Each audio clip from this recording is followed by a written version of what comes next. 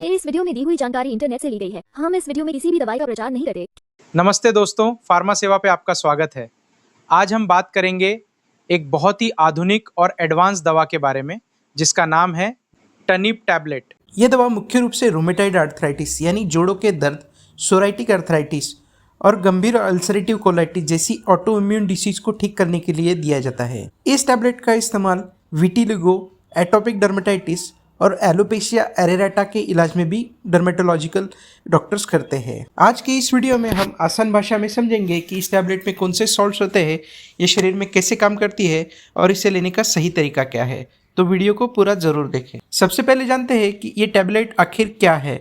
तो दोस्तों, ये एक टारगेटेड इम्यूनोमोड्यूलेटर दवा है। अगर इसके कंपोजिशन की बात करें तो इसमें टोफैसिटिनिब नाम का सॉल्ट होता है जो आमतौर पर 5 mg, 5 mg या 11 mg की स्ट्रेंथ में आता है। ये एक जैक इनिबिटर है, यानी जिसका मतलब है ये शरीर के उन खास एंजाइम्स को ब्लॉक करती है जो रोग प्रतिकारक क्षमता यानी इम्यून सिस्टम को ओवर एक्टिव करके शरीर में सूजन और दर्द पैदा करते हैं। ये कोई स्टेरॉइड दवा नहीं बल्कि एक मॉडर्न बायोलॉजिकल ट्रीटमेंट का हिस्सा है। ये कैसे काम करती है, अब बात करते हैं कि ये टैबलेट शरीर में जाकर काम कैसे करती है। हमारे शरीर की इम्यूनिटी जब गड़बड़ हो जाती है तो शरीर अपने खुद के टिश्यूज पर हमला करने लगती है, जिससे जोड़ों में गंभीर सूजन, दर्द, जकड़न या आंतों में ब्लीडिंग और छाले होने लगते हैं। इस टैबलेट में मौजूद टोफैसिटिनिब सीधे जैक1 एंजाइम को ब्लॉक करता है। इससे इम्यून सिस्टम की ओवर एक्टिविटी शांत होती है। जोड़ों की सूजन कम होती है और आंतों की अंदरूनी परत को ठीक होने में मदद होती है।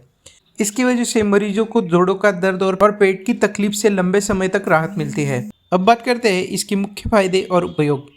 डॉक्टर्स इस दवा को मुख्य रूप से इन गंभीर समस्याओं में प्रिस्क्राइब करते हैं। सबसे पहला है अल्सरेटिव कोलाइटिस यानी आंतों की गंभीर सूजन, पेट दर्द, बार बार दस्त और ब्लीडिंग को रोकने के लिए। दूसरा है रोमेटाइड आर्थराइटिस, जोड़ों में सूजन, दर्द और सुबह की अकड़ को कम करने के लिए इस टैबलेट का इस्तेमाल होता है। तीसरा है एंकिलोजिंग स्पॉन्डिलाइटिस, मुख्य जोड़ों की जकड़न व सूजन को ठीक करने के लिए।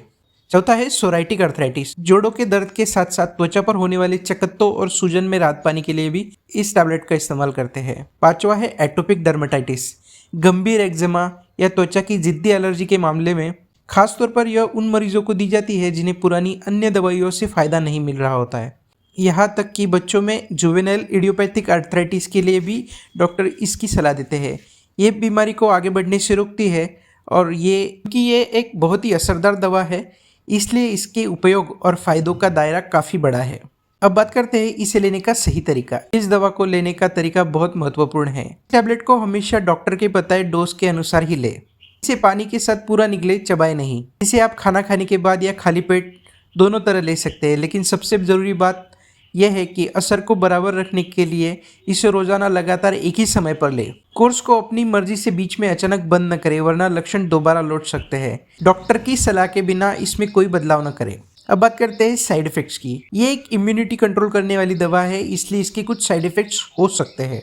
सबसे आम साइड इफेक्ट है अपर रेस्पिरेटरी ट्रैक्ट का इन्फेक्शन, जैसे सर्दी, जुकाम, गले में खराश या साइनस इन्फेक्शन। दूसरा है चेहरे या शरीर पर हल्की मुहासे निकलना। तीसरा है खून में लिवर एंजाइम यानी सीपीके का लेवल बढ़ना। चौथा है सिर दर्द, चक्कर आना या हल्का बुखार महसूस होना। और पांचवा, शरीर में व्हाइट ब्लड सेल यानी WBC की संख्या थोड़ी कम आ सकती है। यदि कोई गंभीर इन्फेक्शन या स्किन पर छाले, दाने दिखे तो तुरंत अपने डॉक्टर से संपर्क करें। डॉक्टर समय समय पर इसके लिए ब्लड टेस्ट करवाने की भी सलाह देते हैं, इसलिए नियमित जांच बहुत जरूरी है। अब बात करते हैं सावधानियां। इस दवा को शुरू करने से पहले इन बातों का विशेष ध्यान रखें। सबसे पहला है इन्फेक्शन की जांच। इम्यूनिटी को कम करती है, इसलिए डॉक्टर इलाज शुरू करने से पहले टीबी, हेपेटाइटिस या अन्य गंभीर इन्फेक्शन की जांच करवाते हैं। अगर आपको पहले कभी टीबी या कोई गंभीर इन्फेक्शन रहा हो तो डॉक्टर्स को जरूर बताएं।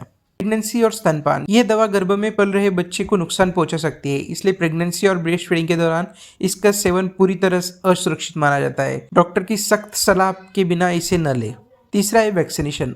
इस दवा को लेते समय किसी भी तरह के लाइव वैक्सीन लगवाने से बचना चाहिए। अन्य दवाइयाँ, अगर आप कोई एंटी फंगल, एंटीबायोटिक या ब्लड थिनर ले रहे हैं तो उसकी जानकारी अपने डॉक्टर को जरूर दें, ताकि खतरनाक ड्रग इंटरेक्शन से बचा जा सके। किसी भी प्रकार की लापरवाही भारी पड़ सकती है। तो दोस्तों, ये थी इस टैबलेट की पूरी और सटीक जानकारी। ये एक बहुत ताकतवर और प्रिस्क्रिप्शन दवा है। इसे अपने मर्जी से कभी शुरू या बंद न करें।